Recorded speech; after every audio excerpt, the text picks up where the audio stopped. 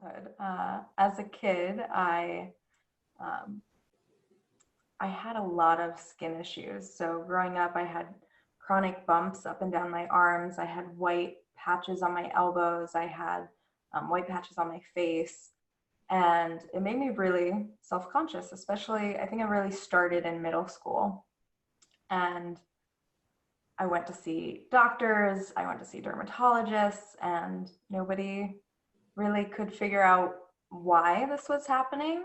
And I don't think they were interested in knowing why, but they gave me steroid creams and who knows what else I was putting on my skin, but I would put it on religiously for years through high school and all growing up. I remember in 8th grade, I was going to the 8th grade dance and I was like, I had this dress that I wanted to wear. And I was like, I told my mom, I was like, I can't wear it because I had bumps on my arms. So we went to the dermatologist and they told me to take a loofah and in the shower, scrub it as hard as I could till it was red to manage the bumps. So I did. And, never once did anyone say, what are you eating? Or, maybe we should address the cause of what's happening so that you don't have to scrub your skin until it's red and raw. So that was always there in the background. And then as I went to college, even through middle school, I was conscious of my weight. I wasn't, huge, but I was always aware of my body. And then in high school, that intensified, and I, was definitely bigger than some of my peers and was very aware of it. And then in college, I ended up gaining a bunch of weight. Shocker, college food and drinking. So that kind of all created this image of myself. And then in 2013, I met my husband, and he was awesome. 3 weeks after I met him, I left to go teach English in Spain. And while I was gone, he, thank goodness, watched a couple food documentaries. So when I came back, he was so excited to share them with me. And I was just absolutely shocked. I was like, what is in our food? Why didn't anyone tell me? And I grew up in a relatively healthy household, much healthier than most Americans. My mom was a fitness instructor. We always had vegetables. We always had salad, but we also had, meat and dairy, usually grilled chicken or, what we think, what society thinks of as healthy. It wasn't working for me.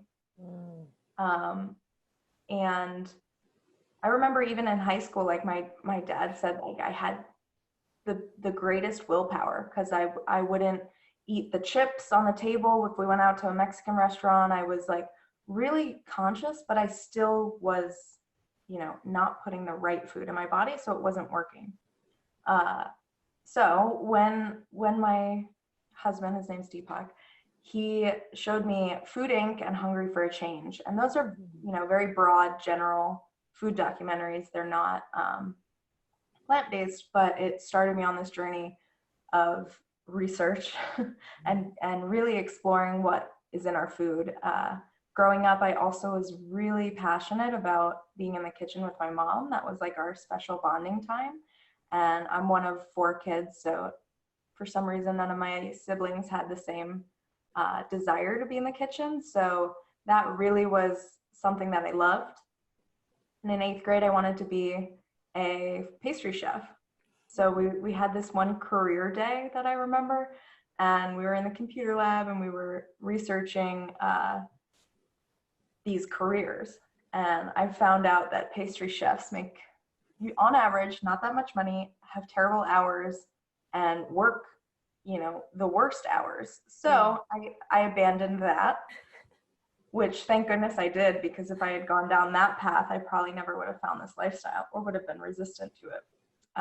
So fast forward, I am in graduate school. I'm doing all this research with Deepak. We're getting rid of processed foods. We're getting rid of, non-organic meats, which is so silly to me now, but that's what we were doing.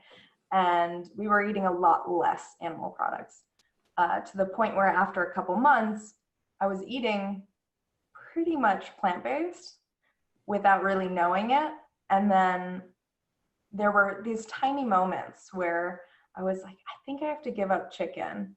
And I had read an article that like there was arsenic in a lot of chicken because they're fed arsenic containing drugs and all this stuff. So it was just slowly kind of compiling all of this reason to make a switch. And then it was 2014.